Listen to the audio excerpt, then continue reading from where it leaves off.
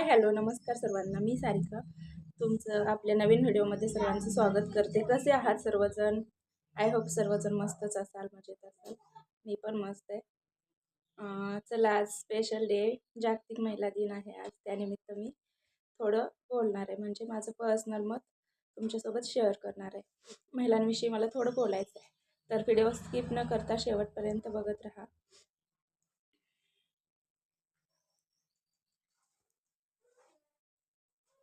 तर सर्वात पहिलं माझ्या सर्व बहिणींना, मावशींना, काकींना आणि आजींना पण आणि छोट्या चिमुकल्यांना पण महिला दिनांच्या खूप खूप शुभेच्छा.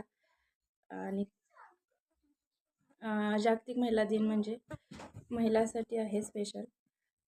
तर सर्वांनी महिलांचा सन्मान केला पाहिजे. आपण छत्रपती शिवाजी महाराजांच्या महाराष्ट्रामध्ये राहतो, तर छत्रपती शिवाजी महाराजांची शिकवण आहे की महिलांचा सन्मान केला पाहिजे. तर सर्वांनी ही गोष्ट फॉलो केली पाहिजे, असं माझं मत आहे बरं का, पर्सनली. आणि मला वाटतं की महिलांना आपण स्वातंत्र्य दिलं पाहिजे, म्हणजे प्रत्येक गोष्टीचं त्यांना ज्या क्षेत्राची आवड आहे त्या क्षेत्रामध्ये त्यांना काम करायची संधी दिली पाहिजे, म्हणजे स्वातंत्र्य दिलं पाहिजे आपण. त्या पण काहीतरी करू शकतात. महिला पण कोणापेक्षा कमी नसतात बरं का. फक्त त्यांना आपण स्वातंत्र्य देत नाही, त्यांना त्यांच्या आवडीच्या क्षेत्रामध्ये काम करू देत नाही, त्यामुळं त्या मागे राहतात. मग त्यांना बोललं जातं तू काही करू शकत नाही, घरीच असते नुसतं बसून, असं बोलतात काही जण बरं का. पण हा विचार सोडून त्यांना पण त्यांच्या आवडीच्या क्षेत्रामध्ये काम करायची संधी देऊन बघा. नक्कीच ते आपण यश संपादन करतील. कारण महिलांमध्ये एवढी ताकद असते, पुरुषांच्या खांद्याला खांदा लावून त्या पण काम करू शकतात बरं का. त्यामुळे आणि सर्व बहिणींना मी एक गोष्ट सांगू इच्छिते की आपल्याला जर कोणी बोलत असेल तू काहीच करू शकत नाही, नुसतं घरी बसून असते, तर इग्नोर करा ही गोष्ट. जास्त मनावर नाही घ्यायची. आपण काहीतरी करायचा प्रयत्न करायचा बरं का. घरी बसून सुद्धा आपण खूप काही करू शकतो बरं का. पण महिलांना तशी संधी नाही भेटत, त्यामुळे ते मागे राहतात. पण लोकांचा गैरसमज आहे की घरी बसून असते, काहीच नाही करू शकत. तसं काही नसतं बरं का.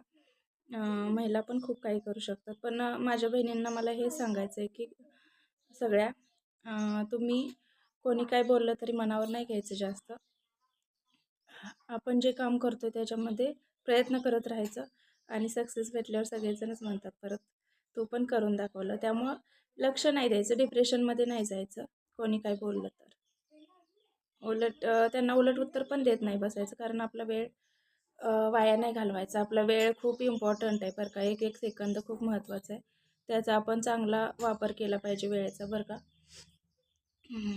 माझं तरी पर्सनली मत असं आहे की लोक नावं ठेवतात ना, त्याकडे लक्ष नाही द्यायचं. आपण आपलं काम करत राहायचं आणि पुढे जात राहायचं. असंच लोक तर प्रत्येकालाच नावं ठेवतात, त्यामुळे इग्नोर करायच्या ह्या गोष्टी सगळ्या. नावं ठेवतात वगैरे, आणि पुढं चालत राहायचं. प्रयत्न केल्यावर एक ना एक दिवस नक्कीच सक्सेस भेटतं. आणि महिलांना जास्त नावं ठेवली जातात एखादं वेगळं काहीतरी करायला गेलं तर. पण मला तरी पर्सनली वाटतं तर असं करू नये, कारण प्रत्येकाचं आपापली मर्जी असते. प्रत्येकाला आपापली एखाद्या गोष्टीची आवड असते, तिला ती करू दिली पाहिजे प्रत्येकाने बरं का. तर काय करायचं, कोणी काय बोललं ना, नावं ठेवली तर इग्नोर करायचं आणि काम करत राहायचं आपापलं. कारण त्यांच्याकडे लक्ष देण्यात आपला वेळ नाही वाया घालवायचा, आणि आपलं काम असंच पुढं करत राहायचं, दुर्लक्ष करायचं, एवढंच म्हणणं माझं आहे. आता लोक बोलतात ना काय काय, आता पहिल्यासारखं महिलांना जास्त हे नाही, स्वातंत्र्य आहे. तरी काही काही ठिकाणी आहे बरं का, महिलांना काही काही ठिकाणी आहे स्वातंत्र्य. पण अजूनही काही काही ठिकाणी महिलांना फक्त घर चूल आणि मूल यामध्येच हे केलं जातं, बाहेर जॉब वगैरे करायची संधी नाही मिळत. तर अशा लोकांसाठी माझं सांगणं आहे की महिलांना प्रत्येक गोष्ट करू द्या, स्वातंत्र्य द्या त्यांना. मग त्या पण कमावू शकतील. तुम्ही स्वातंत्र्य देत नाही ना अजून म्हणता घरातच बसून असते, असं नका बोलू प्लीज. कारण महिला पण खूप काही करू शकतात. काही काही ठिकाणी आहे बरं का, प्रत्येक ठिकाणी असं असेलच असं नाही. प्रत्येक ठिकाणी वेगवेगळ्या विचारांवर असतं अवलंबून ते. प्रत्येक लोकांचे विचार वेगवेगळे असतात बरं का. काही काही ठिकाणी असतं महिलांना स्वातंत्र्य, काही काही ठिकाणी नसतं. पण माझं एवढं म्हणणं आहे की महिलांना त्यांना जे करायचं ते करू दिलं पाहिजे. आणि महिलांनी पण एक गोष्ट लक्षात ठेवली पाहिजे, आपण आपल्या मर्यादेमध्ये राहूनच काम केलं पाहिजे. आणि मुलींना पण आणि काही काही लोक मुलींना पण कमी समजतात. म्हणजे मुलगी आहे, मुलींना आपली कमजोरी नाही तर ताकद समजा बरं का प्रत्येक पालकांनी. मुली म्हणजे काय हे नसतात, मुली पण मुलाबरोबरच दोघांना समान वागणूक द्या, मुलीला आणि मुलाला. काय होतं, आपण मुलाला जास्त हे करतो लाड मुलीचा, मग काय होतं तिचं मन ना दुखावलं जातं. त्यामुळे तिला स्ट्रॉंग ठेवायचं मुलीला, ती पण करू शकते असं आपण दाखवून द्यायचं, म्हणजे ती पण करू शकेल. मुलगी मुलगा असं काही नसतं, दोघं पण करू शकतात ना कामं, प्रत्येक गोष्ट. त्यामुळं समान समजायचं दोघांना पण. आणि मुलीला आपली कमजोरी नाही तर ताकद समजायची. आणि माझं एवढंच म्हणणं आहे की महिलांना सन्मान दिला पाहिजे प्रत्येकाने बरं का. काही काही ठिकाणी आहे बरं का, आहे प्रत्येक ठिकाणी. पण काही काही ठिकाणी अजूनसुद्धा पहिल्यासारखंच आहे. तर ते कुठंतरी बदललं पाहिजे, बदल घडून आला पाहिजे असं माझं म्हणणं आहे.